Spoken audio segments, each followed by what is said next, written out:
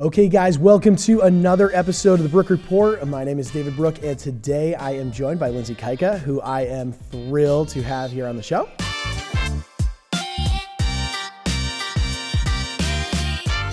Lindsey and I have actually been in business together for 4 years, and what makes Lindsey so special, or one of the big reasons that makes Lindsey special, is her drive and her ambition. She started out in real estate, like I said, 4 years ago, and literally jumped in, left the full-time job. And so if you are brand new getting into this, this is an episode that you won't want to miss. So Lindsey, thanks so much for joining me today. Yes, thank you for having me. So 4 years ago, what was it? Earlier this year, 4 years in February? February, yep. Okay, so you decided to jump into real estate, and just tell some of the listeners, what were you in? What kind of industry were you working in? Yeah, so prior to real estate, I was in software programming, and then I had done some banking and accounting.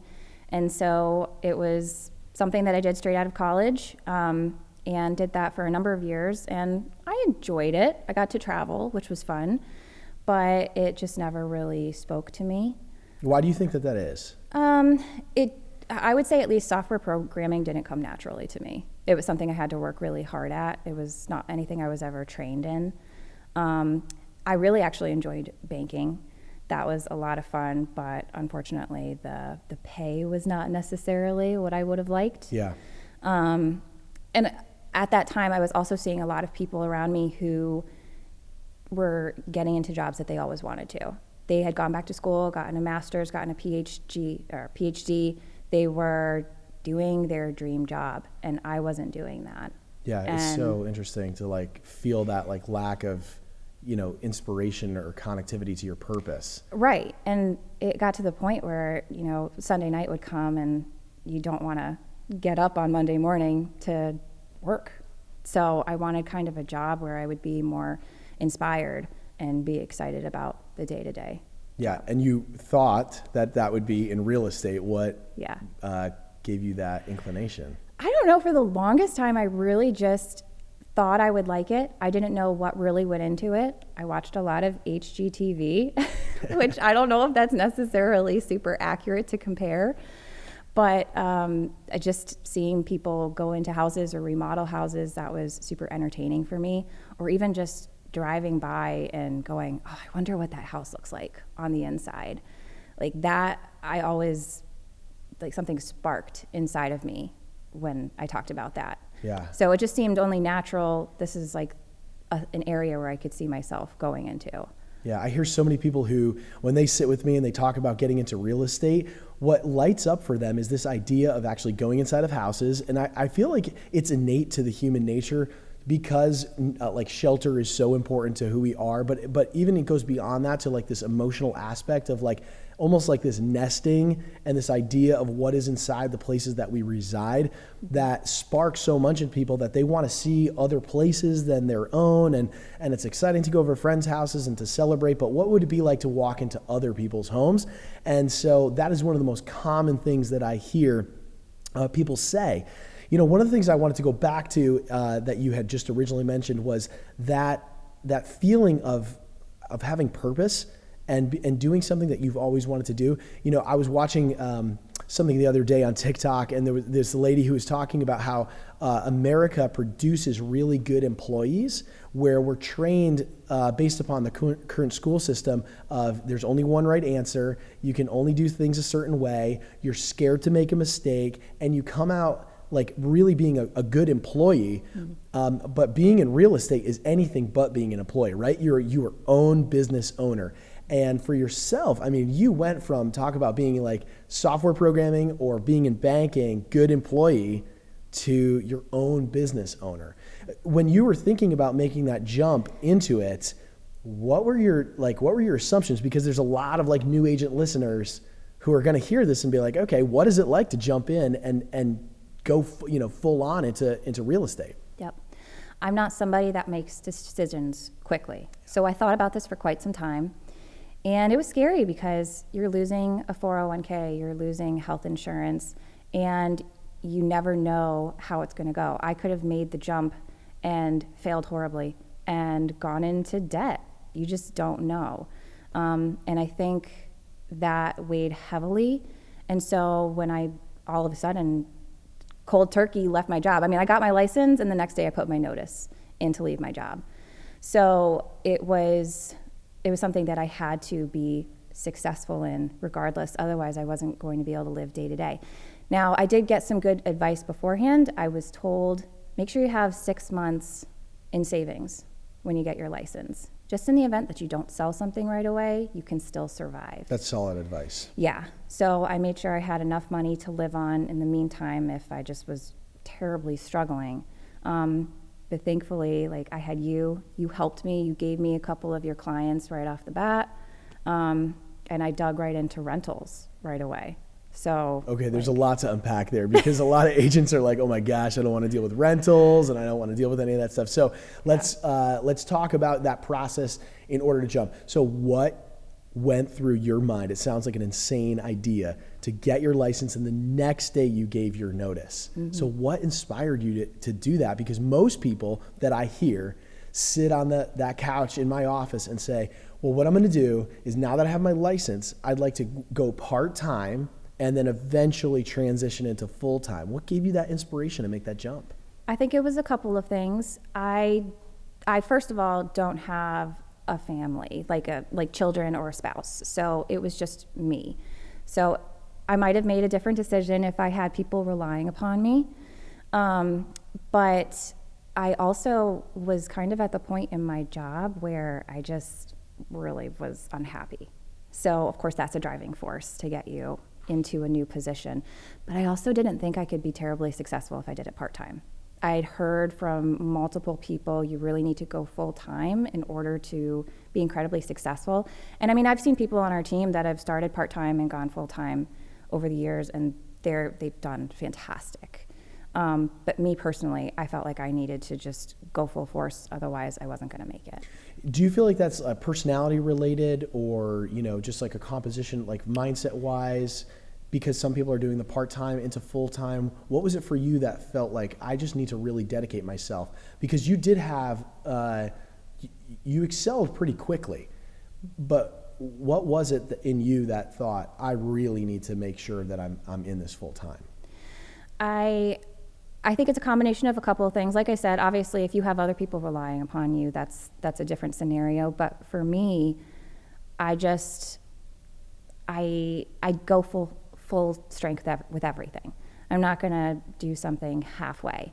And if I say I'm going to do it, I'm going to do it. So, and I kind of told myself, if I get to the point where I need to get a second job, then I'm not doing well enough. I pretty much gave myself, I had a budget in mind in my head, and I said, if I get below this amount in my savings account, I have to get a second job. And that was kind of a driving force, don't get below that number. Yeah. Yeah.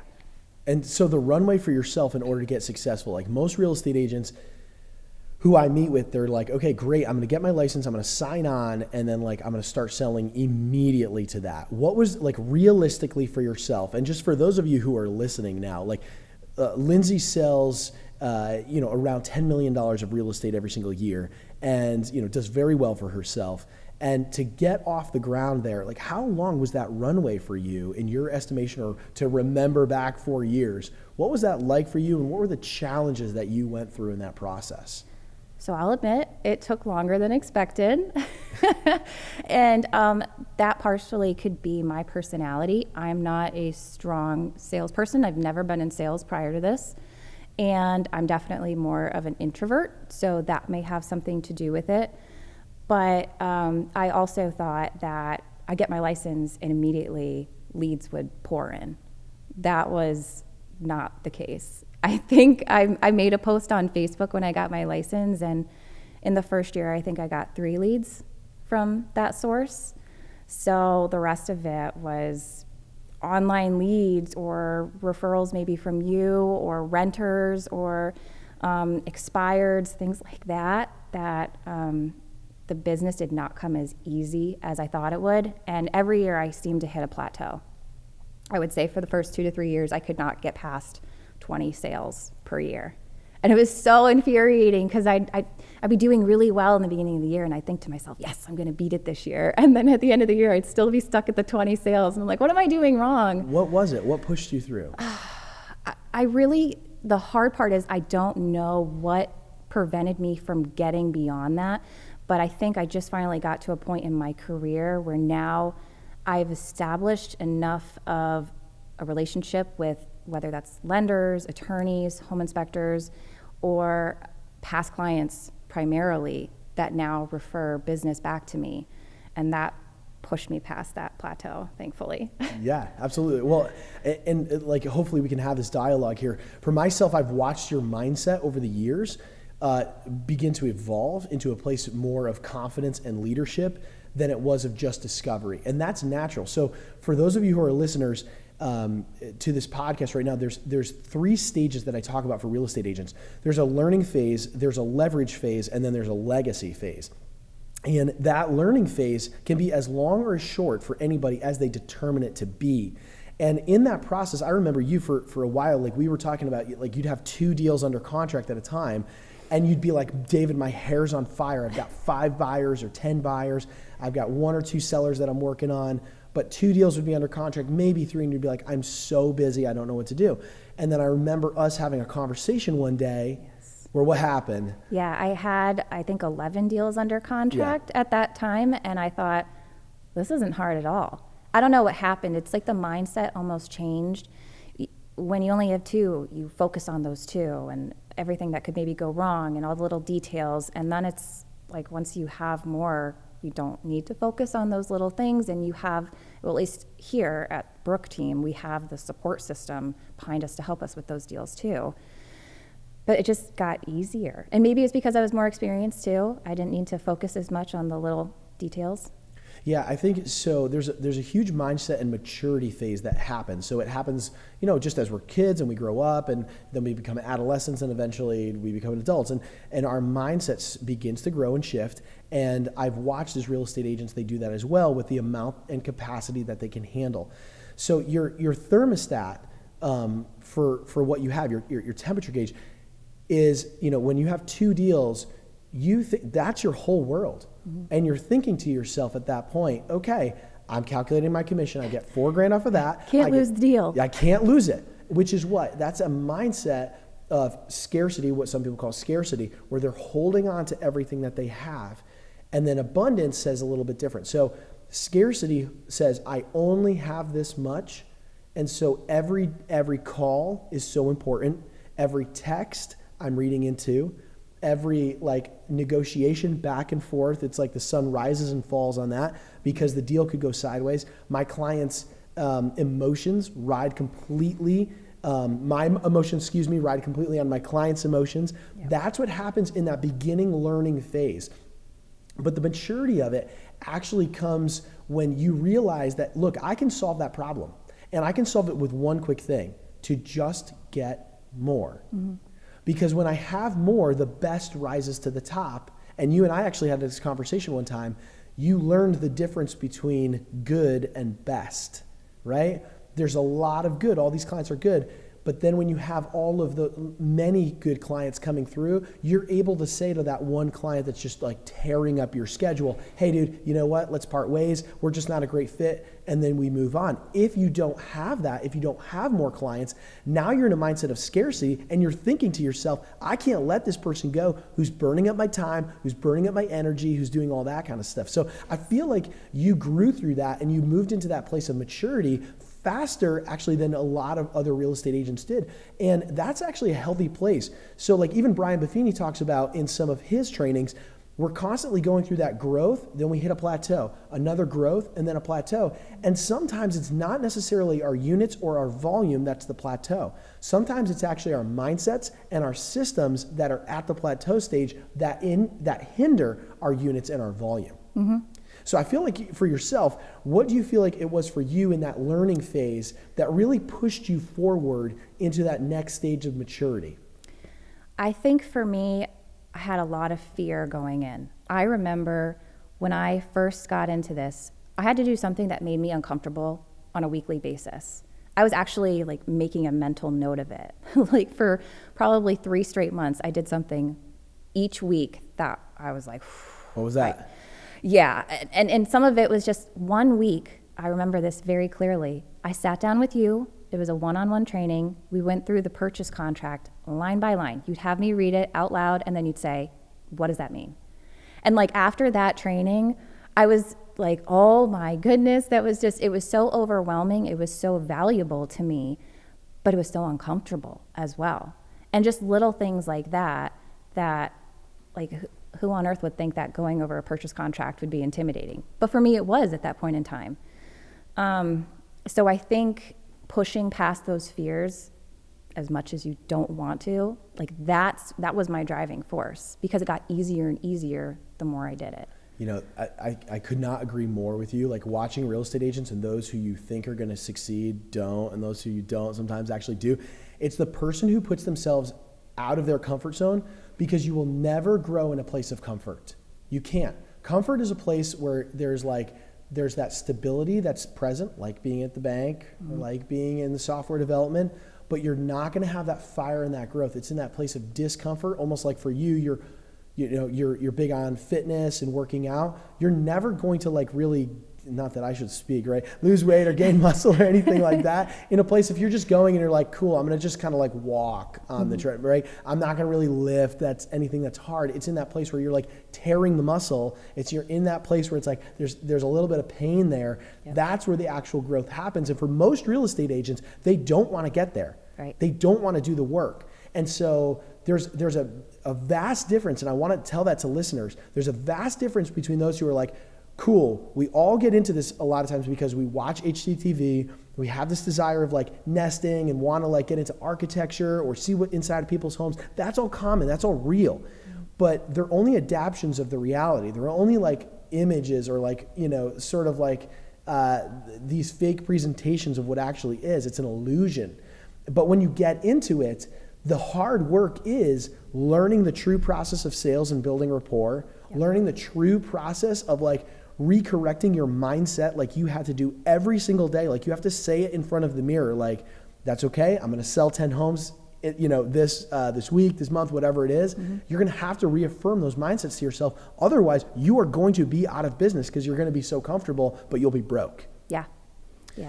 So for yourself, let's go into that, like that process of like your expectations. You thought that the leads would just pour in, right?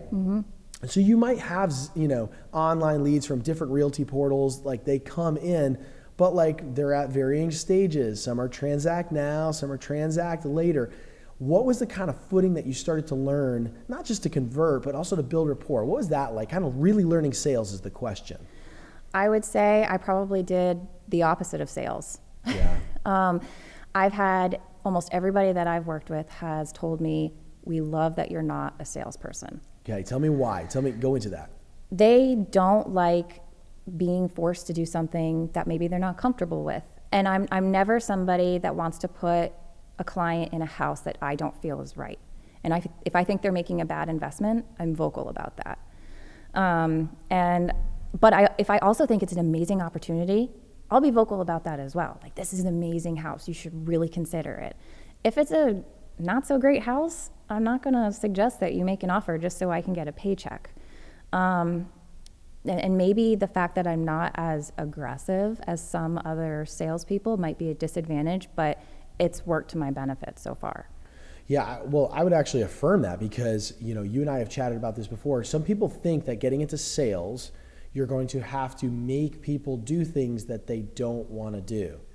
And to break that down even more fully, the brain's designed to help you, A, conserve energy, and then B, make sure that you're not losing, right? Or you're not in a place of danger. So your brain's doing the natural thing to say, I don't want to do this, even if it is a good opportunity. And so the negative viewpoint of that is, well, even though it is a good opportunity for people, and they're apprehensive to this, I'm going to say certain words that will make them do this because I know best, right? Or because I want something out of it. Yeah, that's salesy, and that's like manipulation. What you're talking about is I know that they don't feel strong or secure about it. Instead, I'm going to actually educate them more so that they understand the opportunity that's in front of them. And I think for yourself, how would you say that you're like educating your clients up front? Like what process do you go through? So there's a couple of different processes. Of course, from the very beginning, I do a buyer consultation. So I sit down with the client. We discuss, of course, their budget. Have they talked to a lender yet? What they're looking for in a house. But then besides that, I'll go over the purchase contract with them, because I don't want you to make an offer on a house, and with the state of the market right now, sometimes it's a very quick turnaround. You might have a couple of hours to make an offer. I don't want to all of a sudden, here you go, here's a document to sign, and you have no idea what you're signing. I always want people to read through it ahead of time to know what they're signing. It's shocking that like real estate agents will literally learn how to like fill in blanks on contracts and then not go over it with the clients prior to, right? Mm-hmm.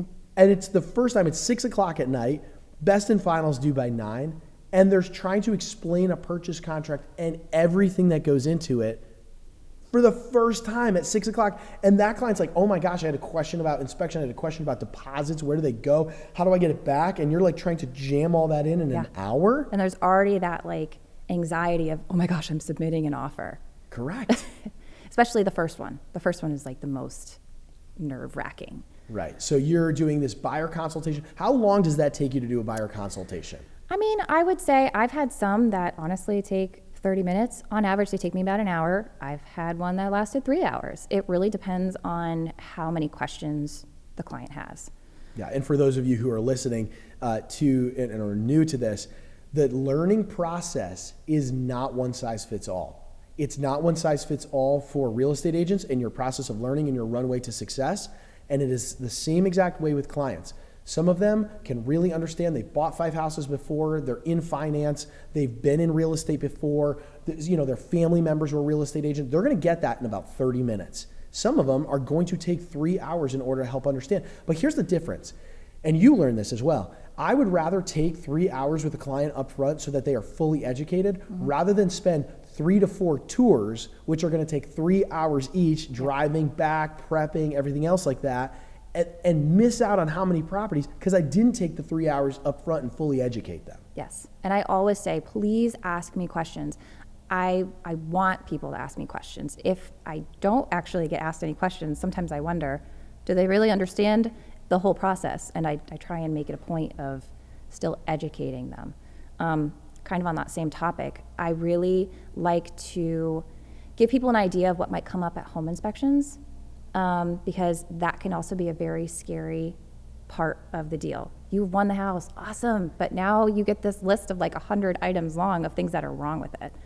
And that can be very scary going into it. So I've been on enough home inspections at this point in time where I know most things that come up, not all things, but I'll even point out the fact that, okay, the bushes are not 3 feet from the house. That's going to come up. Yeah, the vegetation needs to get cut back. That's going to show up. Right. Like that is not a big problem, but it's going to come up. And it's just a laundry list of items that you can attack once you own the house, if you so choose. But I'll tell you what's normal and things that are more of a concern. And so there are a lot of times that we go into a home inspection and the home inspector is listing items off, and my client might say, oh yeah, Lindsey already mentioned that. Lindsey already mentioned that. Isn't that powerful? It is, and that helps with the fear, because going into that day, there's going to be things. Yeah, for realtors who are watching, like that education point, you actually have fertile soil to educate your clients before they go on the home inspection, during the showing process, at the buyer consultation. These are the common things that are going to show up as you're walking around the house. Hey guys, just so you know, like on the downspouts here, there's probably supposed to be some drainage spouts that are going to come out to move the water away from the foundation. The home inspector is going to say, hey guys, there's a negative grade, it kind of slopes here. That's something you could add on. Hey guys, we're going to have to trim those bushes. Those are all things that you're talking about. Yep. When they repeat that back, what they're actually doing now is the home inspector is now reaffirming to the client that Lindsey already knows what she's talking about. Mm-hmm. So when you also say to them, you know what, I am going to say that chimney's probably going to show up. It probably does need to be repointed. Maybe that's something we could address with the seller. When the guy makes a big deal about it, you can go back and say, like I said, He's going to make a big deal about that thing. Let's focus on that rather than these other 70 other smaller items that showed up that we know are part of typical home ownership, right? Exactly. Obviously, the client can tackle it how they wish, and we're going to represent their best interests. But in that process, you've set the expectation correct, and that is good sales. Yep. So for yourself, what other sorts of setting for expectations? Let's talk about the seller side, right? Like, what did you think that was going to be like getting into the business versus what it showed up to be? Maybe how it was 3 years ago versus maybe now today in today's market. Yeah, it's definitely changed a lot from when I got into it. I'm actually really glad that I got to see more of a balanced real estate market versus the craziness that we have now. Yeah. But I would say working with sellers was more intimidating early on because buyers they're excited. They might be buying their first house. They might have just gotten married. You know, sellers, it could be a different situation, and you could have a death in the family, you could have a divorce. So it's not always a happy scenario, and you're not always guaranteed to get that listing. With a buyer, for the most part, when somebody approaches me, I would say they typically end up working with me. I don't want to sound like I'm tooting my own horn, but it's okay to toot your own horn. If you don't, I will toot that horn for you, right? Like, it's okay to be successful. But it's not always that way with sellers because they're oftentimes interviewing more than one person.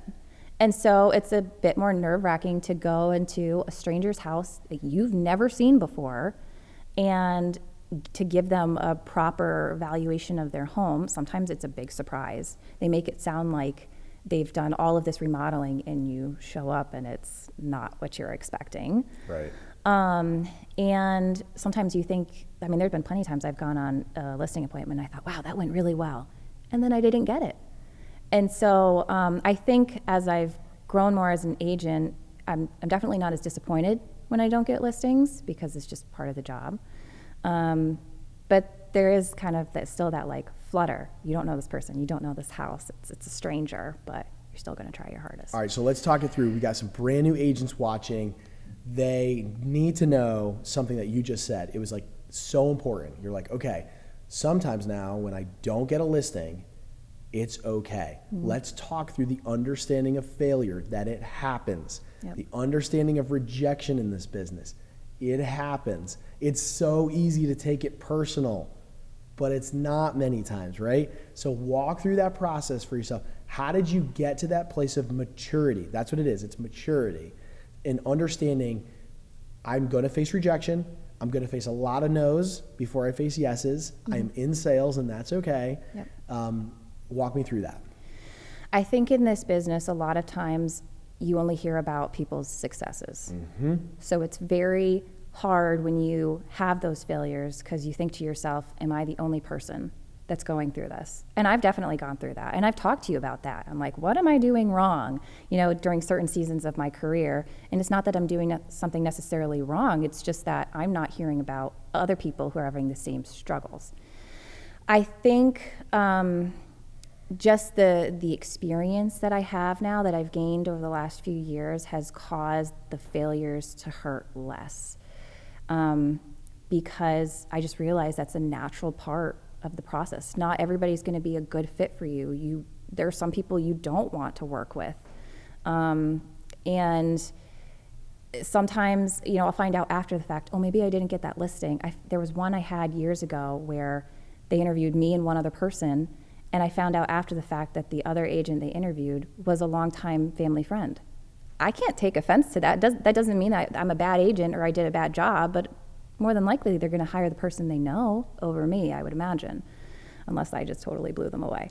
No, I just, and that's the thing too, is like people, they think to themselves, this is personal, and if you do that, every single rejection is going to try to like take you down. But the idea is if you can reframe your mindset, going back to that, you can reframe your mindset that, I'm actually grateful that I got the opportunity to sit at that table. Yep. And how can I reflect and better my process where maybe, maybe I did lose to a family friend or something like that. Maybe there was no chance under the sun. They've already made up their mind. But if there was a chance, what sort of topics can I cover to show my value that even if it was a friend, that you're still the better choice? And so like that's the beauty of sales, is like getting those new options. And that goes back to our first process, that mindset of abundance rather than scarcity. How can I grow in that? Great, I just get more listing appointments. Yeah. And what I can say is I had the confidence going into them because of how you trained me.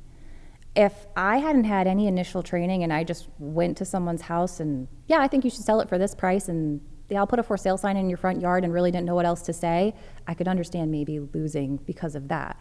But you properly trained me in a way that was, I believe, is very efficient and shows sellers that we're going to get the job done. So what specifically do you cover at that listing appointment so that people understand? Because there's going to be new agents who listen to this and are like, okay, well, I don't know what to talk about, because the number one thing that an agent thinks they need to talk about when they walk into that house is the price. Yeah. That is what they're thinking as soon as they're prepping and they're going over their CMA. What is that about? Their price.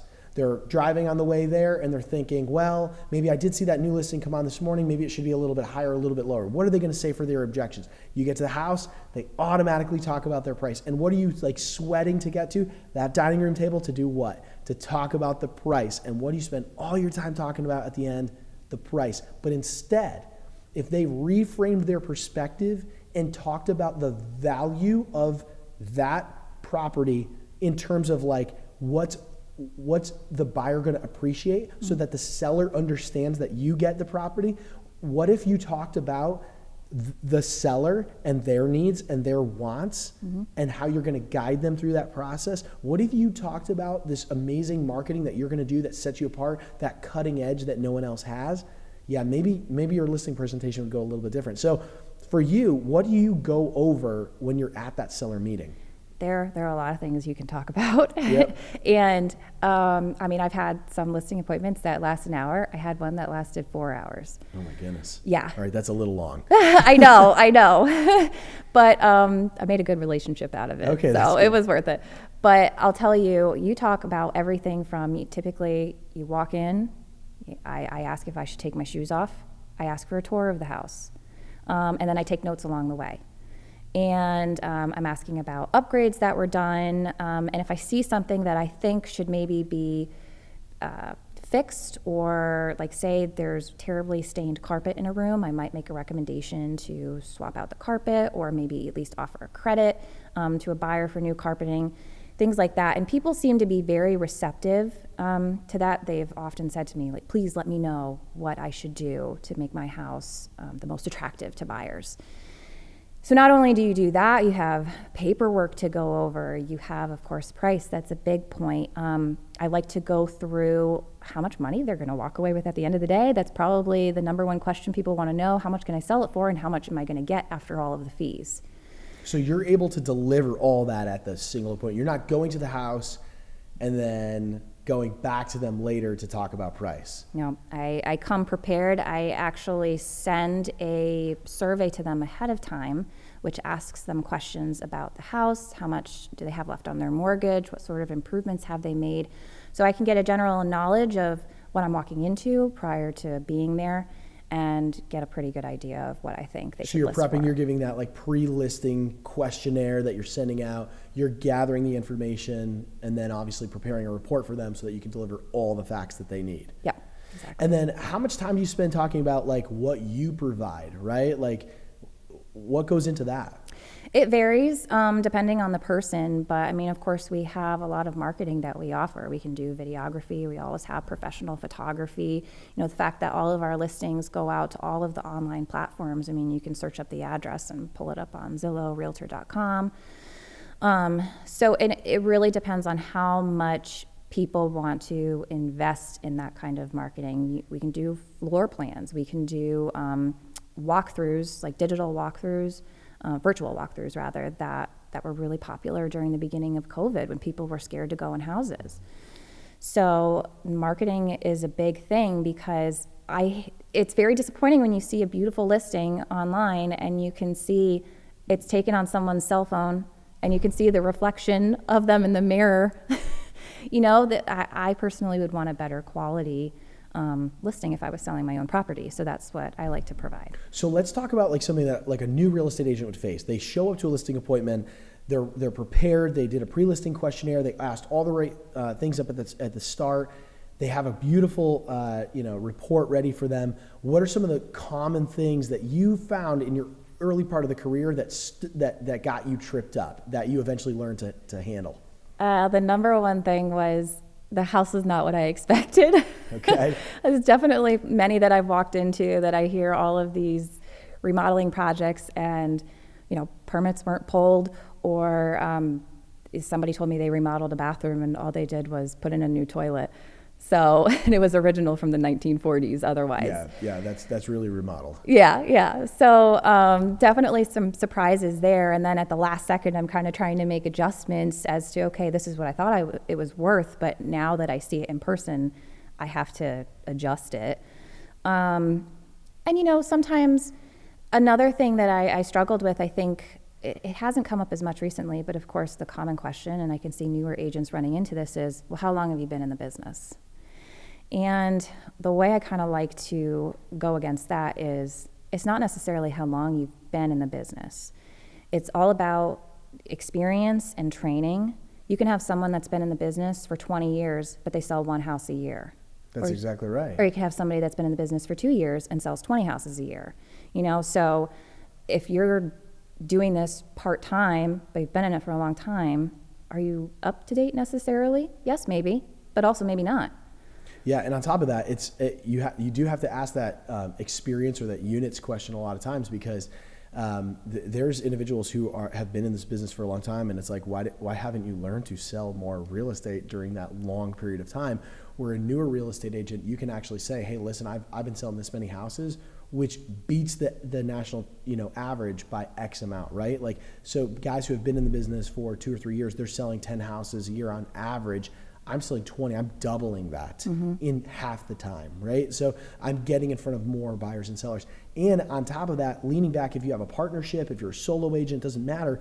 But a lot of times you can rely on your broker. A lot of times you can rely on other people in the office. Hey, my office, you might be a solo agent. You're like, hey, my office sold this much. So it's really important. Go ahead and look up those stats a lot of times, that maybe, you're in, Coldwell Banker office, and the Coldwell Banker office in that specific town sold, 300 properties over the last year. Great. Yeah, my office and I sold 300 properties. And at least start with that, because that way, people might come back and be like, well, how many houses have you personally sold in this town? You might be like, none, right? Like, I personally haven't, but my broker and I are going to work specifically on this, and she and her team have sold X amount. It's okay to say that you have not done something, but that you do have the support system behind you, because we all started there at some point, and each one, and those people know that as well. Many times I'll ask a person, what industry do you work in, right? And they're going to be like, well, I'm a banker. And you're like, at some point in time, you opened your first checking account, right? Like, at some point in time. But you had a bank manager who was alongside of you, making sure that you did that correctly. And on top of it, I'm guessing you didn't, at some point you did it correctly. And they're like, yeah, I did, absolutely. And it's like, that's a similar situation. So for yourself, where do you see this, your career going, right? Because you've been in this for 4 years. You've really kind of understood, you've been in the learning phase. What's that leverage and into legacy phase look like for yourself? Boy, I guess I every year it's definitely, I want to grow. That's a goal of mine every year. But I'm very much a person of work-life balance, and you know that. Yes. I'm not somebody that wants to kill myself working 100 hours a week. So for me, it's just to have steady growth, and every year to continue to do better, to learn new things, because honestly, in this business, you're thrown curveballs all the time, things you've never run into, no matter how long you've been in the business. And then hopefully down the road, some investment properties. I would like to get involved with that myself. Yeah, so tell me a little bit about that, because many real estate agents, that I hear, they'll give you a call and they'll say, I've been in the business for 30 years and I've never seen something like this, right? And for me, I'm like, okay, great. Like, I love selling real estate. That's cool.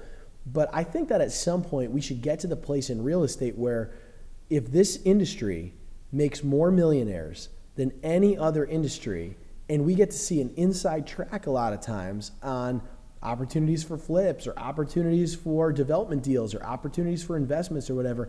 That should be a massive part of our trajectory in our learning process, in our leverage process, and in our legacy process to get to that place where we have this business passively working for us. Mm-hmm.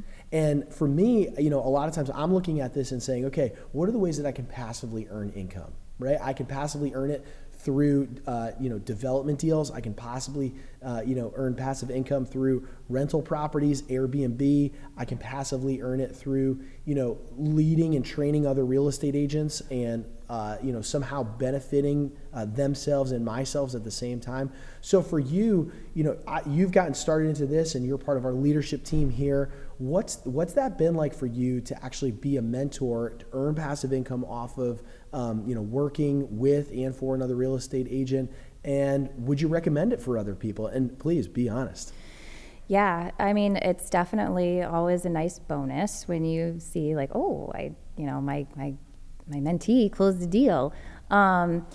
It's caused me to be a better agent. I will say that, because it kind of made me go back to my roots. Having to train someone to learn the purchase contract, to learn all the documentation, how to show a house properly.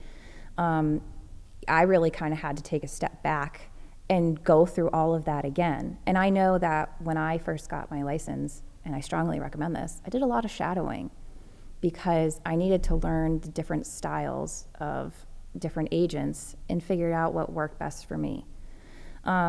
So I think seeing someone underneath me that's able to do that, that's great. It's definitely, if I'll be honest, it's not my forte, but I don't mind doing it. So it's definitely an area that I could still grow in. So you mean you're outside of your comfort zone? Yes, it's outside of my comfort zone. And getting there gets us to that place of growth. It's like you can learn something to a certain extent, but true mastery comes when you have to teach something. Mm-hmm. Because it really, it's easy for us, and I say this to agents all the time, you get to this place of competency. Competency says, I can fill out the purchase contract, I can walk you through a house, I can navigate you through a home inspection, I can get to a closing table and get a check. Competency. No one brags about an agent who is competent and they are a satisfied customer. They brag about real estate agents who give them an amazing experience. How do you get that? Through an agent who is a master. How does an agent become a master? Anyone do that? They teach another person. And that kind of goes back to some core values of what I've learned, I will pass on. Mm-hmm. And so I think that process of becoming a teacher and a mentor causes that leadership kind of fire within us to rise up, and it actually creates us to be better real estate agents. And you don't have to be a master in everything. You can, for yourself, you really know how to relate and build rapport, do luxury well. You know how to speak to, varying, whether that's investors or first-time home buyers. We get rave reviews regardless on that. And so every person brings something to the table. And I would encourage real estate agents, do what Lindsey did and still does by getting many different voices from different types of leadership so that they can increase their capacity and their understanding of how to do the business better. So it's not just one voice, it's the collective genius. That's what makes sense.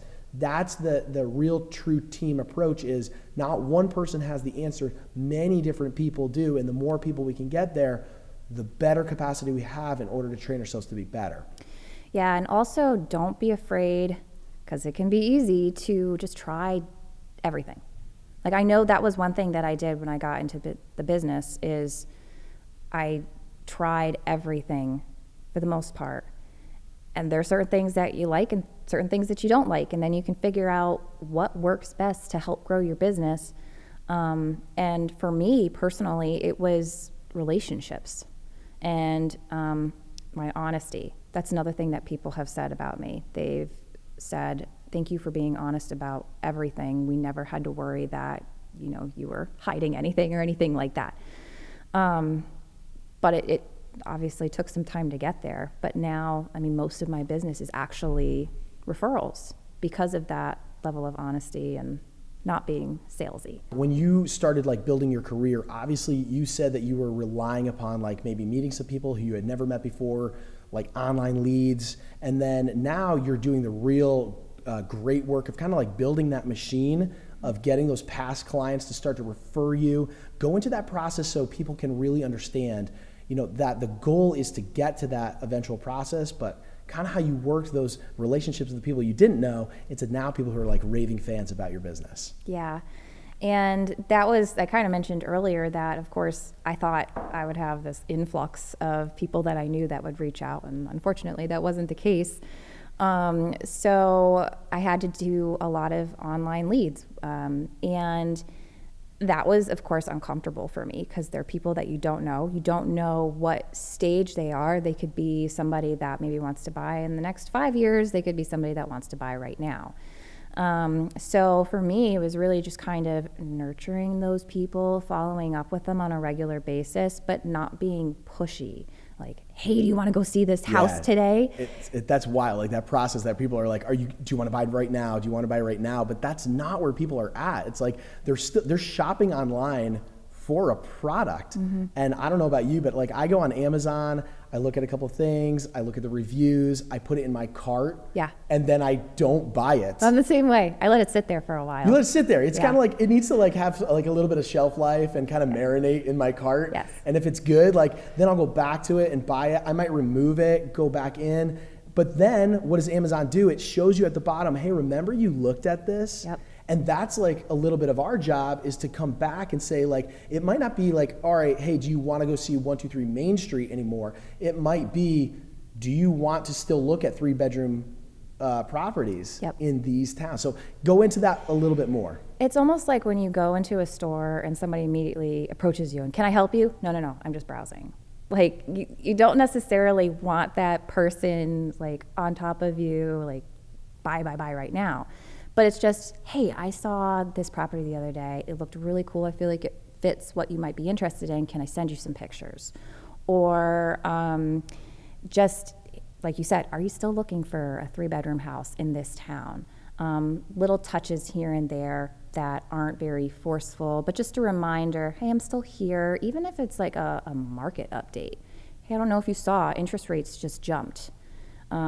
You know, it'll be more expensive later in the year if you're thinking about buying. Yeah, it's wild. I think like people, they think to themselves, oh, I'm just going to keep reminding somebody and that's going to be like salesy. It's not salesy. I don't know about you, but like there have been people who are reaching out to me about business opportunities and I'm like, okay, yeah, like let's connect.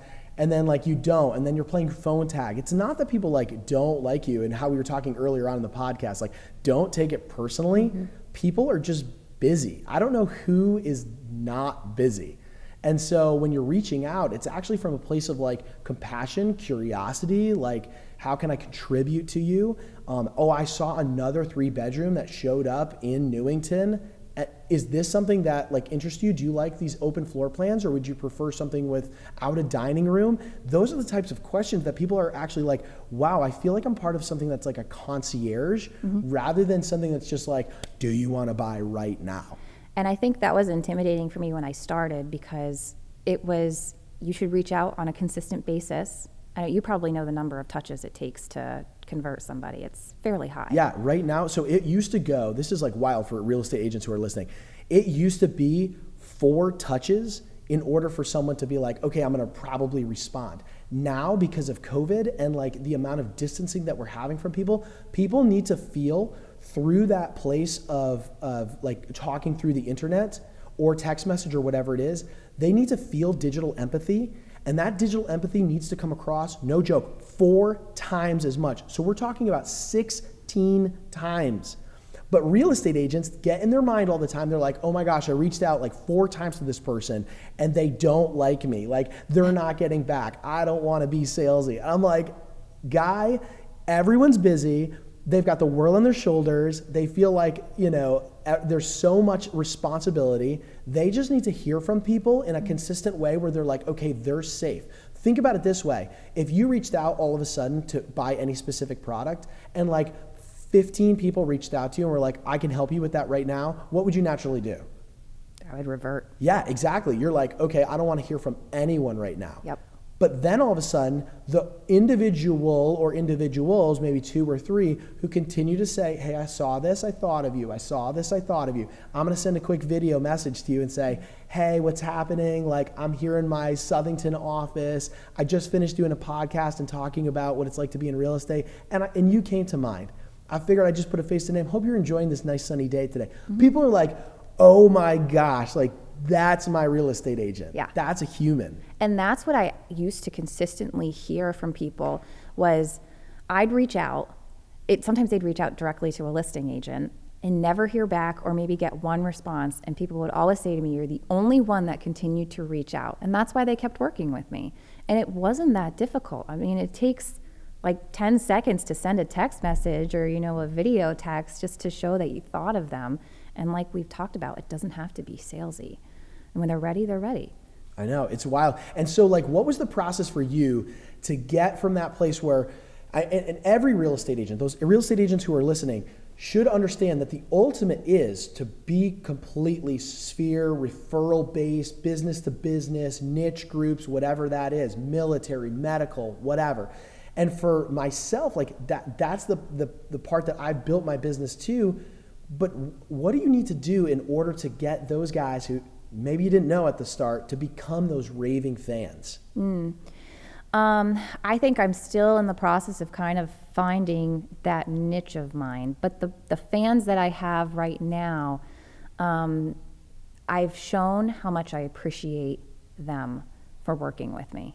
And so for me, I make it a point of hosting client appreciation events. And I try and make them fun. Like just 2 weeks ago, I did a snow tubing event. That's so cool. And it was a blast. And I'm already planning on doing it again next year because we had such a great time. So I just want to keep things light. I want to keep things fun. I want to drop by your house and see the room that you painted and the way you furnished it and drop off little gifts and show like, thank you for believing in me to find you a house. And that's the relationship part of this that I feel like most people miss. When I got started into real estate, I was originally told by a broker, okay, you have to dress in suits every day. I asked you that. When I first was interviewing with you, I said, do I need to wear a suit?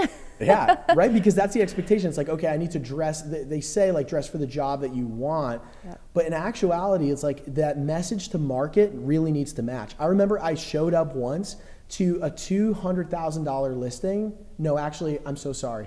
It was a condo in Newington. It was one of my first sales, and it was $85,000. And I showed up in a 3-piece suit.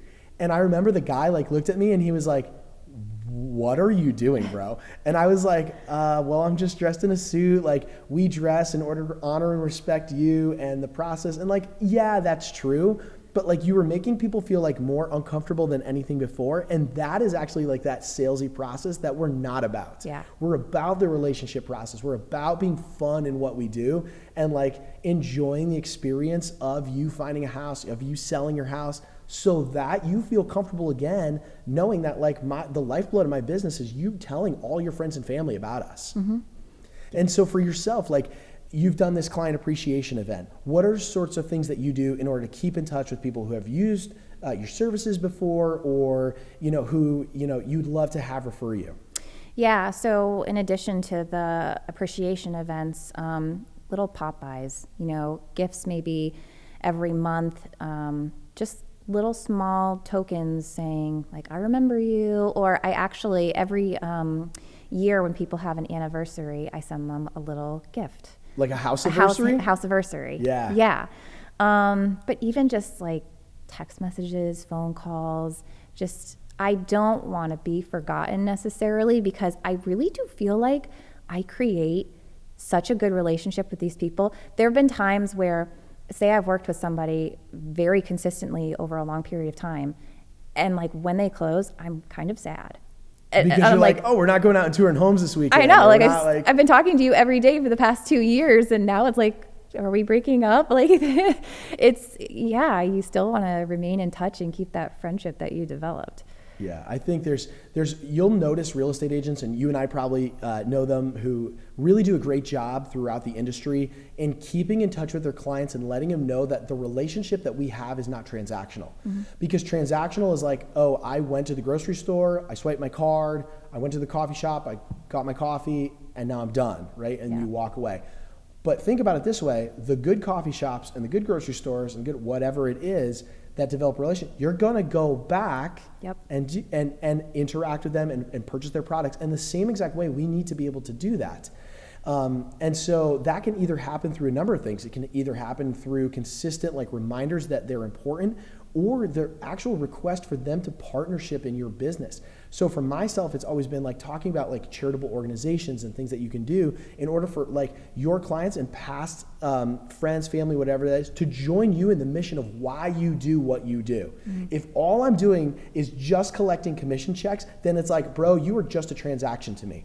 But if what I'm doing is like my desire is to help people and to like help communities and raise up leaders, I want you to join me in that. Who doesn't want to be a part of that? Right.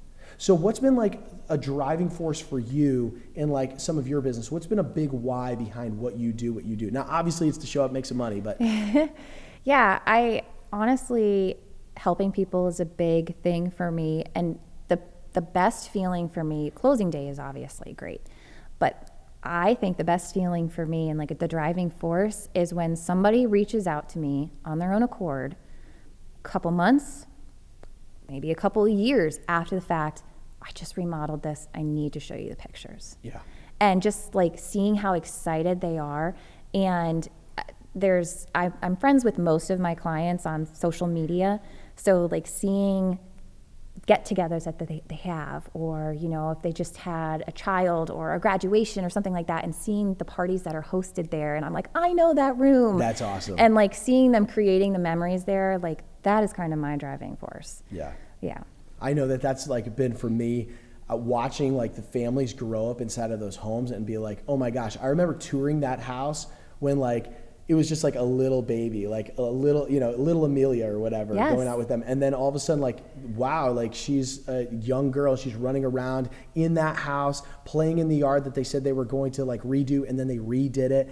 That's the process that makes this a very relational business that allows people to be interconnected and say, hey, that same experience that we have with Lindsey, that same experience that we have with David, we want you to have that experience as well. And that's the best place in order to be for your clients. And what's kind of funny is I'm now at the point where some of the people I sold houses to, I helped them buy, they're now selling those houses. Yeah. And when I meet with them, I'll say, oh gosh, I remember like this about your house and that about their house. And you're like, oh my goodness, how do you remember that? You tore thousands of houses and you remember those little fine details. And maybe I have a good memory for that sort of thing, I don't know. But that like shows that, okay, it did mean something to her as well. She remembers those tiny details 4 years ago when she bought with us. All right, let's talk about like something a little bit more edgy. What's been like one of your biggest failures that you've had in real estate? That like a new real estate agent, they're getting into the business. People, you know, we said this earlier on in the podcast, everyone talks about their successes. Everyone in this business is like, I'm the number one at this, you know, nobody compares with our reviews. We're always posting about these great things. Look, I'm guilty of it too. You're like, hey, we worked hard, and I feel no shame in like saying, hey, we're successful with this. There's nothing wrong with that, right? Why else are we like, we shouldn't be shameful about doing a good job. But at the same point, like, we gotta let people know we fail, we screw up, like this happens. What's something, I know you do a really good job. I'm trying to think what it could be. Look at you, you're like, I don't actually screw up. I mean, I really try hard not to screw up. But wow, I think maybe being naive about some things, thinking. Okay, like what? Thinking that something's not going to be a problem when it actually turns into a problem. That's a huge deal. That like, so, you know, sometimes you and I went through this in our leadership class where we talked about like these levels of skepticism and how I actually value skepticism so much in the real estate business, because if you do, then you're actually going to be you're going to be less trusting that like maybe the other real estate agent's going to get you that extension on time, or that the mortgage commitment's actually going to come through on that date. Yes. And that happens sometimes. I remember for myself, just to give one for real estate agents who watch this, you know, I remember at one point in time, I negotiated this inspection for the replacement of a roof. And all I put was new roof to be installed. Mm-hmm. I was like, okay, great, new roof to be installed. They were stoked. You know what they did? They re-shingled right over that old roof. Was it more than 2 layers? So it was 2 layers. Okay. And so my clients were like, no, like I literally wanted a new roof. Like I take it all down and like re-shingle over it. And I remember I was like, they are right. Like that is my fault for not going through and like identifying, no, I want that, like the roof stripped, you know, any rotting plywood to be replaced, and then to like put a new roof on the top of that. And so that's gonna happen at some points. And so for those listening, like failure is inevitable in this process. Lindsey's experienced it, I've experienced it. It's how you take that and that mindset, that's gonna be the key to your success. Yeah, I can remember back to, I'd had my license maybe 4 months, and I had a VA buyer who did a termite inspection, which is required, and there was evidence of termites, but it hadn't been treated in a couple of years, but it had been treated in the past. So I thought to myself, well, we're fine. And then come to find out we weren't fine. It needed to be treated then. And it ended up that nobody wanted to pay for it. We were past the point of home inspections. This came up afterwards through underwriting, and seller didn't want to pay for it, buyer didn't want to pay for it. The attorney was asking me to pay for it, and I was still early on in my career where I was like, I can't afford to pay for it. I'm like barely getting by with what I'm making right now. And so little things like that obviously cause you to grow, but you don't forget them either. You don't. Yeah. Right. And people don't talk about it, like you said. So we'll end with this. Give me at least one bit of information, one encouragement, one bit of positive advice for agents new in the business. Hey, I wish someone had told me this, or I wish my expectation had been set with this before I got in, how to be successful. Can I, rather than doing a wish, a recommendation? Let's hear it. And I think I have 2. So 1, don't be afraid. You're going to be nervous to try some things, but don't be afraid to try all avenues, because this industry can be hard to make it. And if you aren't willing to try 110%, then it's going to be harder. And so try everything that you can, figure out what works for you. And my second bit of advice is don't give up, because there are times where you're going to want to give up potentially. There are times where I thought that. I'm like, this is hard. My first year went well. It went very well in my opinion. My second year was very hard. And I thought, well, this is not how it's supposed to go. It's supposed to get easier the more I get along. And it wasn't that way. And so you definitely go through ups and downs, there's plateaus, but push through because it is worth it. And that's awesome. My advice. Well, Lindsey, thank you so much for your time, and thank you so much for being an integral part of our community, and for giving back to real estate agents and lenders and small business owners. We appreciate it. If you guys want to learn a little bit more about Lindsey, you can certainly hop online. You can find her on Instagram and on Facebook, and also on YouTube and on our website. So thanks so much for your time today. Yes, thank you.